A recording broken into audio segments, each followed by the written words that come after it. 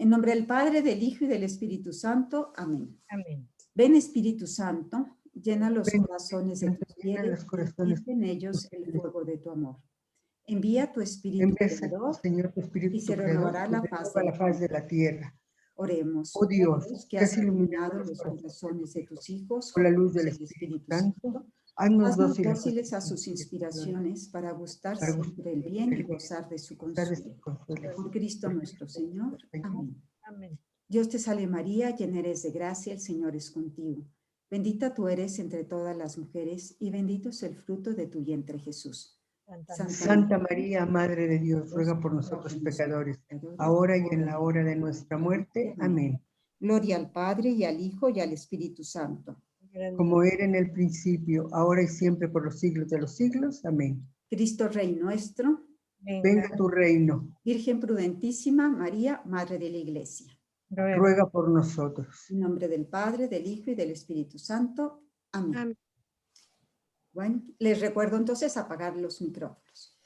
Vamos hoy a ver el último dogma de la Santísima Virgen, que es su asunción a los cielos.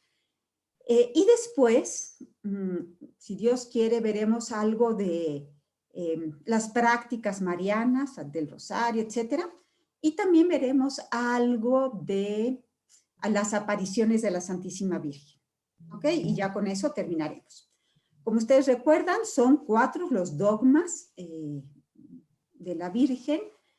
Está la maternidad divina, después su virginidad perpetua, la Inmaculada Concepción y por último la Asunción de María a los cielos. Perdón, un micrófono se oye porque se oyen ruiditos. Bueno, pues vamos entonces a comenzar hoy ya con el último, que es la Asunción. ¿Qué significa? Primero quería poner como unas anotaciones previas, se puede decir. Hay que decir que la Asunción significa que María fue llevada en cuerpo y alma al cielo, pero que fue llevada en cuerpo y alma al cielo con el poder de Dios. Y en esto se va a diferenciar de la ascensión del Señor. ¿Por qué? Porque Jesús lo hizo por su propio poder. María es asunta y Jesús él mismo asciende. O sea, una es llevada por Dios y el otro por su propio poder.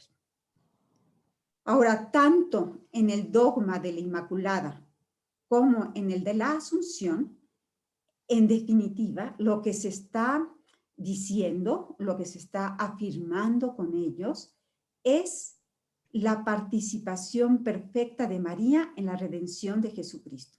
Es decir, que María es la primera redimida y es no solo la perfecta redimida, sino que es como que Cristo le da por adelantado lo que le va a dar a los demás, ¿no? Entonces, María, ¿qué vino a hacer Cristo?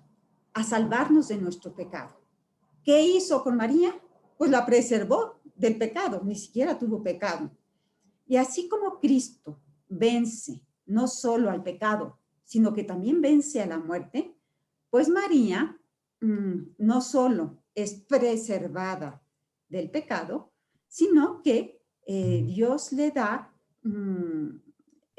también vence María sobre la muerte. Así como Cristo vence sobre el pecado y la muerte, María vence sobre el pecado con su Inmaculada Concepción y vence a la muerte con la Asunción. De todas maneras, esto lo vamos a explicar a lo largo de todo el círculo. ¿Qué dice la definición dogmática? Este dogma es, ahora sí que se puede decir, que es súper reciente. Quizá hasta alguna por ahí todavía ya había nacido cuando se proclamó. Yo no, pero no estuve tan lejos, ¿no? Fíjense, apenas en 1950 por el Papa Pío XII, el 1 de noviembre. El Papa, en la Constitución Apostólica ni siquiera sé releerlo bien, Munificentissimus Deus, dijo: pronunciamos, declaramos y definimos ser dogma divinamente revelado. Fíjense, ser dogma divinamente revelado. Acuérdense que los dogmas no se inventan, sino que son revelados por Dios. Que la Inmaculada Madre de Dios, siempre Virgen María, cumplido el curso de su vida terrena, fue asunta en cuerpo y alma a la gloria celeste.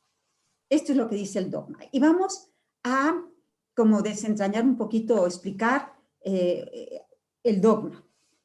En primer lugar, o sea, como que hay dos cosas que hay que explicar de este dogma.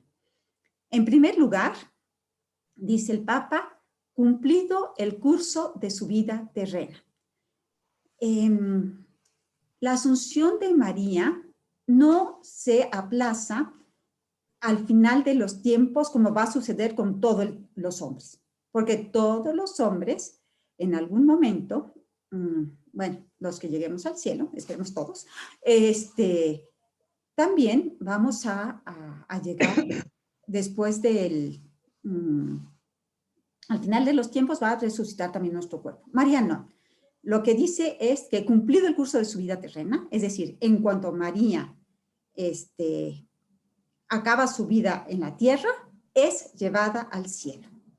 Entonces, María, su cuerpo no sufrió ninguna corrupción. Pero también fíjense que dice cumplido el curso de su vida terrena. No dice si María murió y después resucitó o si se durmió solamente y fue llevada al cielo, si fue llevada al cielo, ¿de qué forma? Lo que se dice es cumplido el curso de su vida terrena. Entonces, el Papa adrede quiso prescindir de la palabra muerte, ¿no? En la fórmula del dogma.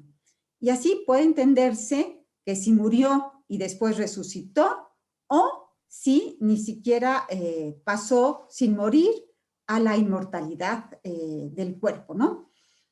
¿Por qué? Porque esto como que todavía no ha quedado claro. Entonces, algunos teólogos dicen que murió y luego resucitó y otros que no. Entonces, así es el dogma, ¿no? Pero, y la segunda parte, ¿qué dice? Y esta es quizá la parte más importante del dogma. Se hace hincapié en la glorificación de su cuerpo más que en la glorificación de su alma. ¿Y por qué esto? El premio de María ya estaba decidido. O sea, que María iba a ir al cielo, iba a estar su alma con Dios, estaba clarísimo. Y ningún papa tenía que decir nada. ¿Por qué? Porque no tenía María pecado original. Ni siquiera, no tuvo jamás, no solo no tuvo pecado original, sino que nunca tuvo en su vida pecado actual. Tenía una santidad que era la llena de gracia. Entonces, ya realmente María era obvio que estaría con Dios en el cielo. Por lo tanto, pues esta definición dogmática pues sería hasta superflua si no se tratara de la glorificación inmediata de su cuerpo, que es justamente en lo que consiste el privilegio de la Asunción. Este es digamos, el elemento esencial. Aquí lo que se afirma es que a diferencia de los demás santos, María no espera a la resurrección final, sino que su cuerpo es asunto, también es llevado al cielo, su cuerpo junto con su alma, y ya participa su cuerpo de la gloria de Dios. Entonces, esto es lo que se hace, realmente esto es lo que es el dogma, ¿no? Que el cuerpo ya está gozando de la gloria de Dios junto con su alma. Y para esto yo quiero explicarles un poquito, pues recordar, ¿no? En qué pasa cuando las personas mueren. Bueno, ustedes saben que nuestro cuerpo, o sea, nuestra persona, no nuestro cuerpo, nuestra persona está compuesta de tanto de alma como de cuerpo. El alma es inmortal, el alma no está en un lugar, cuando una persona muere, el alma se separa del cuerpo. ¿Y qué pasa? En este momento el cuerpo deja de estar animado y es lo que se dice que muere. Entonces el cuerpo se separa del alma y el alma va a la presencia de Dios, ¿no?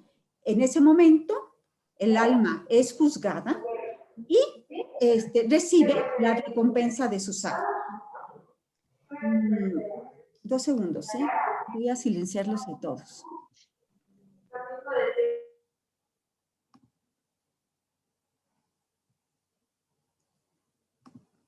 Disculpen. Ok, entonces, el alma, como decíamos, va a la presencia de Dios, es juzgada de sus actos y ahí recibe su recompensa.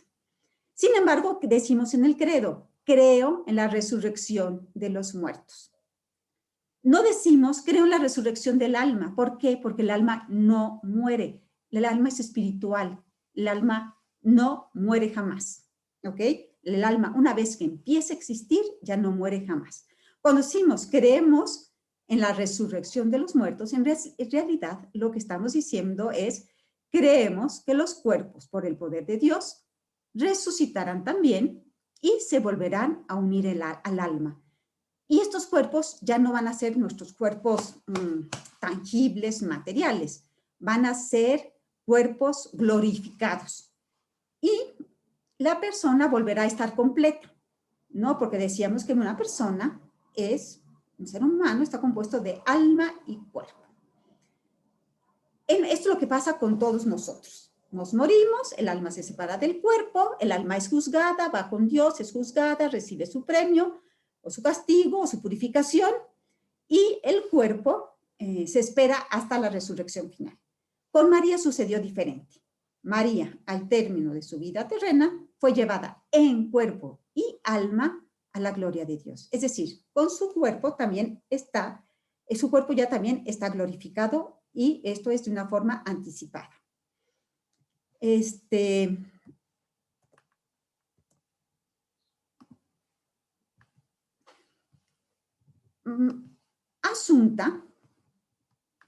Asunta, también quiero como que explicar esto, ¿no? Asunta no significa una traslación local, sino un cambio de estado. O sea, no significa que el cuerpo de María, María tal como estaba, fue tomada de ahí, de donde estaba, en Jerusalén o en Éfeso, en donde estuviera, y fuera llevada, así como estaba, al cielo. No, se trata de un cambio de estado. En el cielo, acuérdense que el cielo no es un lugar, así como lo entendemos, ¿no? Es un estado del alma. El cuerpo de María, al igual del cuerpo de Jesús, ya son cuerpos que tienen características diferentes. Por ejemplo, ¿se acuerdan que Jesús, no sé, atravesaba paredes? Entonces, el cuerpo de Jesús ya no es el cuerpo tangible, ¿no? Es un cuerpo diferente, pero es cuerpo. Entonces, cuando decimos que María fue asunta a los cielos, no nos tenemos que imaginar que, pues no sé, que a María la sacaron y empezó a elevarse y primero pasó la órbita espacial, la atmósfera y después fue a la estratosfera y después fue llevada a la órbita espacial y después pasó las galaxias. No, ya no está en el tiempo, ¿sí? Ya no es un cuerpo tangible, real. O sea, sí es un cuerpo real, pero ya no es un cuerpo sí, como el nuestro, es un cuerpo ya glorioso, es un cuerpo ya más espiritual. Entonces, ¿cómo son estos cuerpos? Se le tiene que aplicar lo que dice San Pablo en la primera a los Corintios, y dice que son la incorruptibilidad, es decir, que ya no se corrompen, ya no son cuerpos que pueden morir, son cuerpos gloriosos, están ya en total potencia, es decir, es lo mejor de lo mejor que ese cuerpo estaba llamado a ser. Y son cuerpos espirituales, ¿no? Ya no necesitan un lugar físico. Ahora vamos a ver la asunción de María en las Escrituras. Hay dogmas, como el de la maternidad divina, que son muy claros en la Escritura. vamos a ver cómo el de la Asunción no es tan claro, pero sí se pueden ver como pinceladas de ellos. Por ejemplo, en el Apocalipsis que dice, apareció en el cielo, y quiero subrayar, en el cielo, un signo sorprendente. Una mujer vestida de sol con la luna bajo sus pies y una corona de 2 estrellas sobre su cabeza. Sabemos, como ya lo vimos en otras explicaciones, que pues todo este texto del Apocalipsis se puede aplicar perfectamente a María, a la participación de María en la victoria de Cristo sobre el mal. En sí este texto hace sobre todo referencia a la victoria de Cristo, ¿no? Pero se aplica perfectamente a María, porque además dice, apareció en el cielo una mujer vestida de sol, ¿no? Entonces, aquí está un texto donde pues, donde se podemos basar la asunción. También en Génesis dice, pondré enemistad entre ti y la mujer, entre tu linaje y su linaje. Él te pisará la cabeza mientras tú acecharás su calcañar.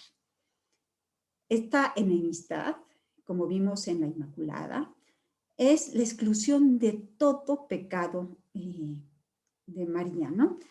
Y si el pecado fue la causa de la muerte, pues esta exclusión del pecado, pues sugiere la idea de la glorificación corporal de María, ¿no? Y así como Cristo tuvo la victoria sobre el pecado y la muerte, pues también María, ¿no? Esto de Cristo victorioso sobre el pecado y la muerte está en Romanos, en Corintios, etc. También hay un salmo que dice, no dejarás a tu siervo experimentar la corrupción. O no dejarás que tu fiel experimente la corrupción, según las traducciones. Este salmo se refiere a Jesús, ¿no? A que Dios no dejó que Jesús conociera en el sepulcro la corrupción. Pero pues María es también la siempre fiel. Entonces, también se puede perfectamente aplicar a María, ¿no? Si Cristo no experimentó la corrupción, Jesús permitiría que su madre, que amaba tanto, experimentara la corrupción, pues claramente no, ¿no? Ella, por los méritos de su hijo, que fue preservada del pecado, pues también seguramente, bueno, no seguramente, ciertamente fue preservada del sepulcro y no conoció la corrupción. Ahora, estos textos aislados no pueden ser considerados como testimonio directo y explícitos de las Sagradas Escrituras, pero hay que tomarlos en su conjunto, ¿no? A la luz de toda la Escritura. Y entonces, la razón iluminada por la fe puede llegar a esta conclusión. Fíjense que la posibilidad de la asunción corporal de la Virgen antes de la venida de Cristo, pues no es un imposible, porque, por ejemplo, en 1 Corintios dice, pero cada cual en su rango. Cristo como primicias, luego los de Cristo en su venida. ¿No? Entonces, Cristo como primicia, pues también María como una primicia, ¿no? También se la sugiere Mateo, que dice, ¿se acuerdan después de cuando está Cristo, lo acaban de crucificar? Y dice, y se abrieron los sepulcros y muchos cuerpos de santos que habían dormido se levantaron y salidos de los sepulcros después de la resurrección, vinieron a la santa ciudad y se aparecieron a muchos. Bueno, si esto pasó con algunos difuntos, ¿cómo no va a aparecer también con María, que es la madre de Cristo? Ahora, hay otros textos, pero digamos que estos para mí son los más importantes. Vamos a ver la Asunción. ¿Se acuerdan que decíamos que no solo la Iglesia en su enseñanza la coge de la Sagrada Escritura? No es solo de la Sagrada Escritura, sino la tradición, ¿no? ¿Qué fue lo que se fue yendo de una generación a la otra, transmitiendo de una generación a la otra, y se fue creando una tradición, una forma de pensar y de ver las cosas? Bueno, ¿qué dice entonces la tradición y los santos padres? Si ustedes vamos a ver cómo la tradición de la iglesia expresada en los padres y doctores de la iglesia ponen de manifiesta esta intuición y esta fe en la Asunción de María.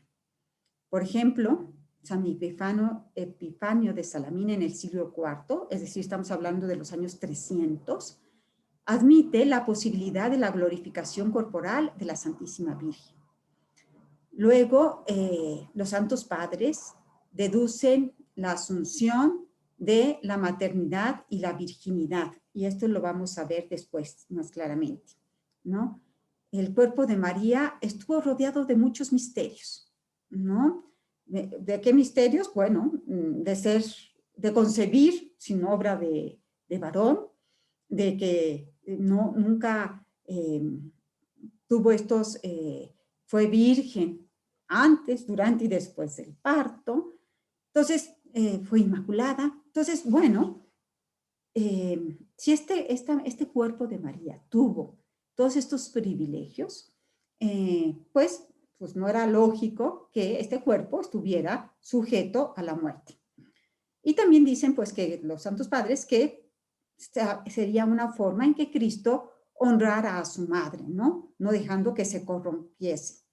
Y también dicen que si María es la nueva Eva, pues no tendría que sufrir las consecuencias del pecado de Eva, ¿no? Acuérdense que el pecado de Eva fue justamente que pariría a sus hijos con dolor, que morirían, etc. El primer escritor eclesiástico que habla ya así como de la asunción corporal de María es Gregorio de Tours en el 594, y hay muchos sermones a lo largo del tiempo en que se habla del tránsito de María, ¿no? En el 550, en el 700, 733, y ahí están todos los nombres. También los padres dicen, Teodosio en el siglo XVI, dicen de que la maternidad divina es el fundamento de la asunción y también su virginidad. Y luego, por ejemplo, San Juan Damasceno, perdón, San Juan Damasceno del siglo VII dice: convenía que aquella que en el parto había conservada íntegra su virginidad, esto ya lo vimos, conservase sin ninguna corrupción su cuerpo después de su muerte.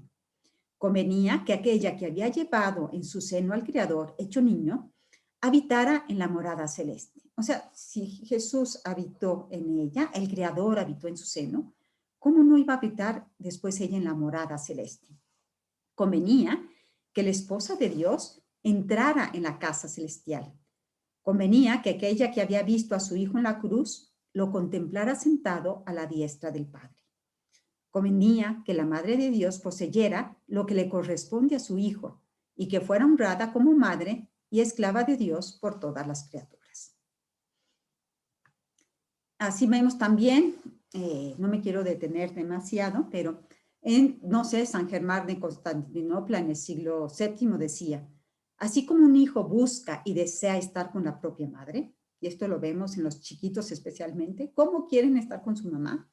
Y en cuanto la separan, uno basta a ir al kinder el primer día y ver como todos los niños, mamá, ¿no? Bueno, así como un hijo busca y desea estar con la propia madre, y la madre ansía vivir con el hijo, así fue justo también que tú, que amabas con un corazón materno a tu hijo y Dios, que era hijo y Dios, volvieses a él. Y fue también muy conveniente que Dios, que te amaba como madre suya, te hiciera participar de la comunidad de vida con él mismo. De esta forma, tú, habiendo sufrido la pérdida de la vida propia de las cosas caducas, has emigrado a las moradas que durará por los siglos, allí donde mora Dios, junto al que tú vives, oh Madre de Dios, sin separarte de su compañía. Bueno, así también Duns Scoto decía, ¿no? Convenía, Dios podía hacerlo, luego lo hizo. Entonces, así vamos viendo cómo los padres de la iglesia van a lo largo del tiempo hablando de la Santísima Virgen, de la Asunción. Primero empiezan diciendo de la dormición y ya después dicen de la Asunción. Ahora vamos a ver la Asunción de María en la historia. ¿Okay? El primer testimonio que se tiene de la Asunción, así, aparece en unos relatos apócrifos. Pero el que sean apócrifos nos dice ya de una creencia, ¿no? Y su núcleo originario de estos relatos apócrifos se remontan a los siglos II y III. O sea, estamos hablando del 100 y tantos y del 200 y tantos. Entonces, ya efectivamente son representaciones populares, a veces noveladas, pero que reflejan ya esta intuición o esta forma de pensar del pueblo de Dios. En el siglo IV, o sea, ya en el 300 y tantos, ya se venera el sepulcro de la Santísima Virgen, unos en Getsemaní, en Jerusalén, o también está la abadía de Agia María de Sion, que se venera como la dormición de María o el tránsito María, y también hay un lugar en Éfeso donde se dice que se venera el sepulcro de María, etc. Los papas han ido a estos lugares. Nunca han dicho en dónde fue exactamente que sucedió. No han estado ni a favor ni en contra de estos lugares. Pero sí han ido. Y con esto, ¿qué quieren decir? Que efectivamente, además, fíjense que de María, así como tenemos restos de San Pedro, que están en el Vaticano, tenemos restos de muchos santos, de Juan Bautista, también hay un lugar donde está la tumba y sus restos. Fíjense que de María, siendo la Madre de Dios, no hay un lugar donde estén sus restos, ¿no? Un lugar donde, digamos, quedaran como reliquias lo que hubiera sido. ¿Por qué? Porque María no pasó como los demás muertos, se fue al cielo. En el siglo IV, ya en Jerusalén y en Constantinopla, se celebraba la liturgia de la fiesta de la dormición de la Virgen a mediados de agosto. Fíjense, ya en el 300 ya estaban celebrando esta fiesta litúrgicamente. Después, pues sí, varios apócrifos de antes del siglo IV tienen narraciones del tránsito de María, donde se afirma la resurrección de María y su elevación al paraíso. Ya en el emperador Mauricio, estamos hablando del siglo VI, ya fija el 15 de agosto, como nosotros, la fecha de la fiesta litúrgica de la dormición de María. En el siglo VII, ya esta fiesta se introduce también en Roma y se extiende por todo Occidente. Piensen que primero esta fiesta estaba en Constantinopla, en el Oriente. Ya en el siglo VII ya se extiende por todo Occidente.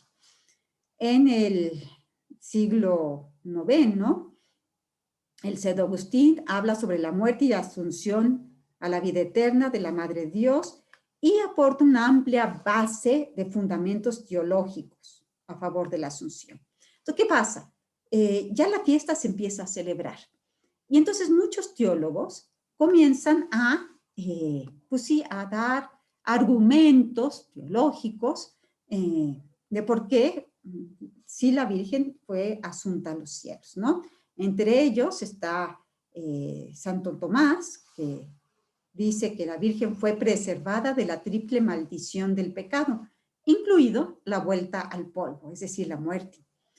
Entonces, va pasando los siglos, los teólogos van dando sus razones, y Pío XII, en 1943, en la encíclica Mystici Corporis, ya había dicho que María resplandece ahora en el cielo con la gloria del cuerpo y del alma y reina juntamente con su Hijo. Entonces, esto ya lo dice el Papa en 1943. Es que Pío XII es el Papa que proclama el dogma. Entonces, el Papa, ya en su encíclica esta, Dice, ya que resplandece ahora en el cielo con la gloria del cuerpo y del alma y reina juntamente con su Hijo. Y después del dogma de la Inmaculada Concepción, que se acuerdan que es en 1854, comienza un movimiento muy fuerte en el que piden, que aquí me salté palabras, un movimiento muy, muy grande en el que le piden al Papa que proclame el dogma de la asunción de la Virgen María, que fue asunta al cielo y que reina junto con su Hijo.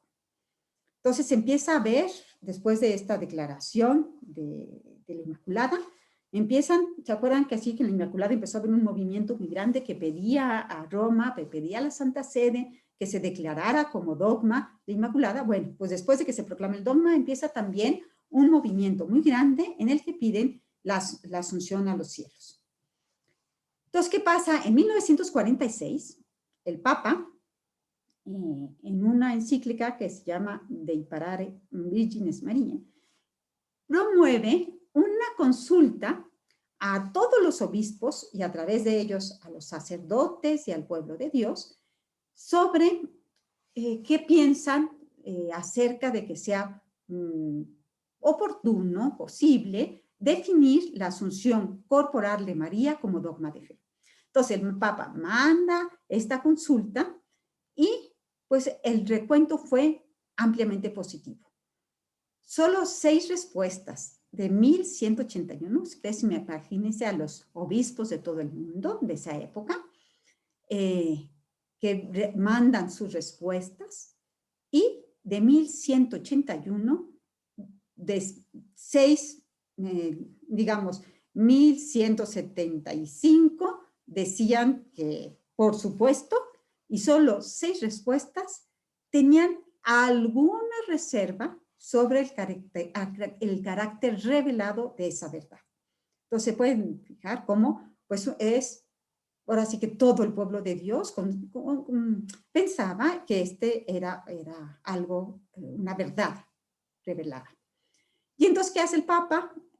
Proclama en 1950, o sea, en 1946, manda esta consulta, se puede decir, y ya después de recibir todo esto, en 1950 proclama el dogma.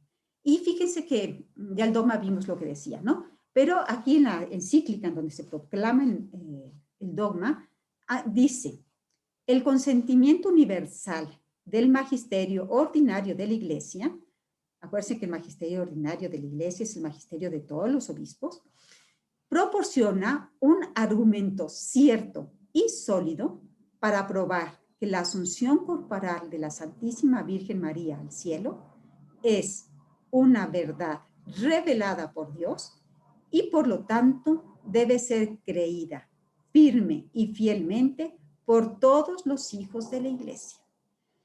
Y ya proclama el dogma, ¿no? Que declara, que tal, y cuando al declararse un dogma, esto excluye definitivamente toda duda y más bien exige la adhesión de todos los cristianos a esta verdad. Si quieren ser católicos, si quieren estar dentro de la Iglesia, ya no es algo que se deja a la libertad de los fieles. Así como se deja la libertad de los fieles, si María se durmió simplemente y Jesús se la llevó al cielo, o si murió y luego la resucitó, eso se deja pues a la creencia de los fieles, como se deja la creencia de los fieles, no sé, si, porque no son dogmas, ¿no? Si la Virgen se apareció en Lourdes o no se apareció en Lourdes, aunque ya ha sido declarado como una aparición que la Iglesia acoge, o la Virgen de Guadalupe, pero no son dogmas de fe. O sea, si yo digo, ay, no, pues a mí esto de la Virgen de Lourdes no me late, pues no pasa nada, no te late y se acabó. No, pues tú no puedes decir, es que la asunción de la Virgen María, yo no creo en ella. No, esto no es posible. ¿Por qué? Porque ya la Iglesia lo ha proclamado como dogma. De la otra manera, si tú no crees en la Virgen de Lourdes, pues qué pena, porque ya la Iglesia la admitió como tal, ya ha hecho sus comprobaciones, ha habido tantos milagros y pues, sería muy conveniente pues que tú también lo creyeras, pero no quedas excluido, no te consideras un hereje si no crees en ella, ¿no? Si no la aceptas así. Bueno, y vamos ahora a las reflexiones teológicas sobre la Asunción.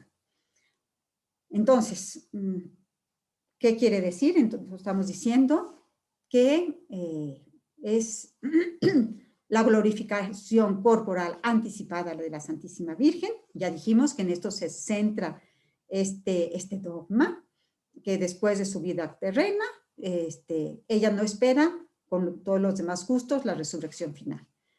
También dijimos que no se define si la Virgen María murió o no, simplemente que su cuerpo no conoció la corrupción de la muerte, ni que estuvo en el sepulcro, sino que su cuerpo se permanece íntegro, intacto. También se está diciendo que María goza de Dios ya con su cuerpo y su alma, que su cuerpo está glorificado. También, fíjense que la Asunción no es un privilegio singular.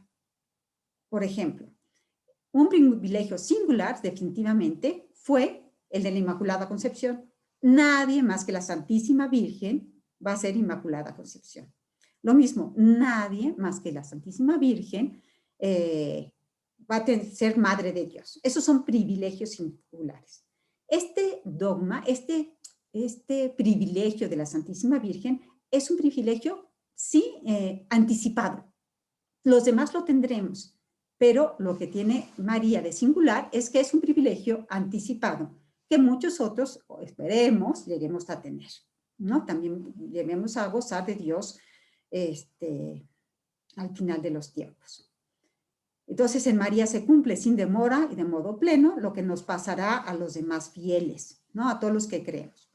Entonces, como decíamos, nosotros creemos, lo decimos en el credo, creemos en la resurrección de los muertos, ¿no? Esto es parte de nuestra fe.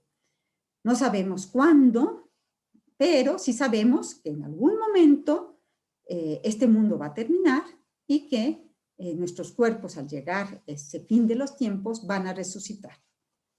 No sabemos cuánto tiempo pasará, pero eso sucederá. También, así que como Cristo resucitado ya no está sujeto a las leyes del espacio y del tiempo, también María, ya glorificada, no está sujeta a las leyes del espacio y del tiempo. Y así como Cristo puede interceder siempre por nosotros, también la transformación de María bajo el influjo del Espíritu Santo le permite, ya tampoco está sujeta a las leyes del espacio y del tiempo, le permite interceder por nosotros, como lo vemos, pues sí, a lo largo de los siglos, y vemos cómo, ¿se acuerdan? Cuando leíamos esa oración que se hizo en el 2050 o por ahí, que dice, ruega por nosotros, Santa Madre de Dios, nos eche las súplicas que dirigimos en nuestras necesidades, antes bien, líbranos siempre de todos los males, oh Virgen gloriosa y bendita. Bueno, esta oración, cada quien la reza un poco diferente, ¿no? Pero en esta oración, justamente, ¿qué le estamos pidiendo a María? Fíjense, esto desde el 200 ya existía, probablemente existían otras oraciones antes, pero ya desde el 250 tenemos un papiro que nos dice que ya se pedía a la Virgen que intercediera. Entonces, y las diversas apariciones, como hemos visto, pues unas fueron en 1500, como la de la Santísima Virgen, otras fueron en 1800, como la Inmaculada, etc. O sea, María ha estado presente y se le ha invocado a lo largo de todos los siglos. ¿Por qué? Porque ella ya goza en el tiempo, ya está en el cielo, ya no está bajo las leyes del espacio y del tiempo. El dogma de la Asunción de María, decíamos también en un momento, que se va a desprender y va a ser consecuencia de los otros dogmas marianos, ¿no? Entonces, así como la plena asociación de María a la persona y a la obra de Jesús, se le dio una redención anticipada, pues por esa misma razón se le da una glorificación anticipada. Entonces vemos que por su inmaculada concepción, María estuvo exenta de todo pecado. Si María estuvo exenta de todo pecado, pues también no sería lógico que padeciera la corrupción del sepulcro, porque eso es un castigo del pecado. Y María no tuvo ni siquiera pecado original. Entonces, por lo tanto, tampoco tendría su cuerpo que tener este castigo, ¿no? Entonces, también, si la resurrección es el triunfo, el trofeo de la redención, o sea, si Cristo viene y nos salva, con esto es lo que nos hace, nos redime, pues lo mismo, decíamos, pues a María le da esta redención anticipada, que la vimos que es inmaculada, pues le tendría que también tener esta como resurrección anticipada, ¿no? Porque es parte, es como parte de esa redención anticipada que le dijimos que era la Inmaculada Concepción. También se desprende de su maternidad divina, porque así como Adán y Eva trajeron la muerte al mundo, y esta muerte es consecuencia del pecado, María, que es la nueva Eva, pues es la madre de Cristo, la madre de todos los hombres, pues no era lógico que ella también pasara por el sepulcro, y también es parte como de su virginidad, en cuanto que si ni siquiera se permitió en su cuerpo que la Virgen, digamos, tuviera un rompimiento del himen, pues menos va a ser que se corrompa, ¿no? Entonces, pues era obvia la glorificación de María. Ahora, nuestro cuerpo, también que se desprende de este dogma, nuestro cuerpo está también llamado a la gloria, ¿no? Este cuerpo, así que nosotros tenemos, este cuerpo que muchas veces experimentamos como que nos pesa en nuestra relación con Dios, ¿no? Como que sentimos que no nos ayuda a acercarnos a Dios y que, pues sí, este cuerpo con la concupiscencia de la carne, con la flojera, luego con la soberbia de la vida, o sea, con todas estas, pues sí, el orgullo, la vanidad, con todo esto que no nos ayuda y que nos pesa para acercarnos a Dios, este cuerpo está llamado a ser glorificado y a participar de la resurrección de Jesucristo. Hay muchos otros que han tenido herejías justamente por esto, porque no han pensado que este cuerpo, que es como, lo han considerado como malo el cuerpo, cuando en realidad el cuerpo no es malo. Tanto no es malo que Jesús quiso asumir un cuerpo, quiso hacerse verdaderamente hombre. Entonces este cuerpo, que no solo fue creado por Dios, sino que Dios quiso asumir, redimirnos asumiendo un cuerpo, encarnándose en un cuerpo, pues era obvio también que, pues eso, Jesús no Dios creador no se desdice de lo que ha creado, y si Cristo está en el cielo con su cuerpo y con su alma, pues tampoco sería lógico que nuestro cuerpo no llegara al cielo. Y por eso, fíjense que, bueno, por eso creemos en la resurrección de los muertos, que es eso, que vamos a resucitar con nuestro cuerpo. ¿Y qué significa cementerio? Cementerio significa en latín dormitorio. ¿Por qué nosotros enterramos los cuerpos en un cementerio? Porque lo que estamos queriendo decir que ahí es el lugar donde los difuntos esperan la resurrección, donde los difuntos, digamos, están dormidos en espera de la resurrección.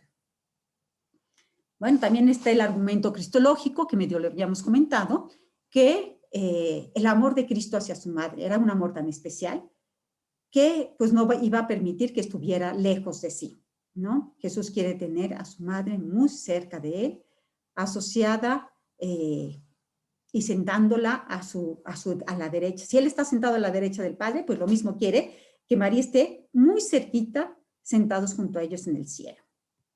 ¿Se acuerdan que los discípulos decían, cuando Santiago y Juan le decían a Cristo, deja que a nosotros sentarnos uno a tu derecha y otro a tu izquierda en el cielo cuando llegues a tu reino?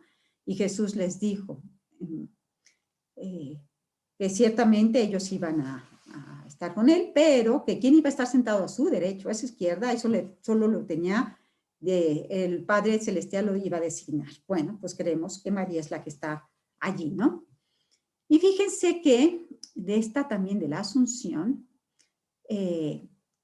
está muy ligada a la Asunción la advocación de María Reina, ¿no? Reina, ¿qué rezamos en los apóstoles? Reina de los mártires, reina de los apóstoles, reina de los ángeles, reina. Bueno, esta vocación de reina está muy asociada a la Asunción de María en cuerpo y alma. Y fue justamente Pío XII el que proclamó la Asunción de María, el que también introdujo en el calendario de la liturgia la fiesta de María Reina, que es el 22 de agosto. María pues participa de esa realeza. María es madre del rey, pues María es la reina, ¿no? Fíjense que en la Constitución Lumen Gentium del Vaticano II se dice, finalmente la Virgen Inmaculada, estamos hablando que el Vaticano II fue en 1965, ahí comenzó, ¿no? Ahí fue, no me acuerdo cuándo terminó, pero dice, el Vaticano, o sea, ya cuando termina el Concilio Vaticano II, dice, finalmente la Virgen Inmaculada fue asunta en cuerpo y alma a la gloria celestial y fue ensalzada por el Señor como Reina Universal, con el fin de que se asemejase de forma más plena a su Hijo, Señor de señores y vencedor del pecado y de la muerte. Bueno, con esto terminamos y